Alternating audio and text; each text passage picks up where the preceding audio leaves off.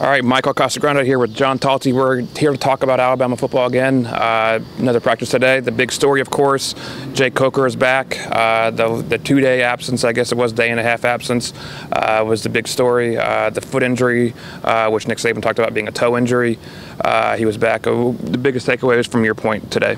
Yeah, I mean, I think it was interesting to see that Coker was back there today, working. It looked like he wasn't really, too hobbled by his injury. Nick said kind of basically day-to-day should be good to go in the next day or two. I think that's interesting. I think also what he said about the QBs, basically how Jake during the last scrimmage was okay. Almost seemed like Cooper, Bateman, and Alec Morris were a little bit better. Mentioned that Blake Barnett looked pretty good, and then didn't mention David Cornwell. Yeah, that was kind of the name that people had been the hot name, and it's hard to read anything into this kind of stuff.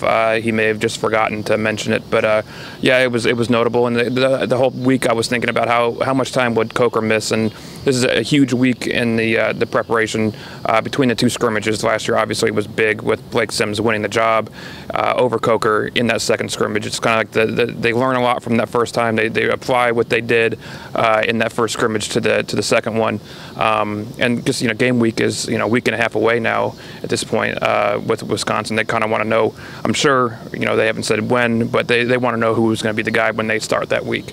It was the case last year, but there were a few other injuries to know. Cam Sims was back. I think that was almost surprising to a lot of people that he was back so soon from the knee injury.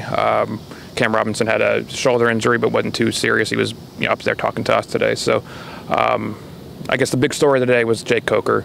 That'll be it for us today with Michael Casagrande. John Talty will be back later this week for some more Alabama talk.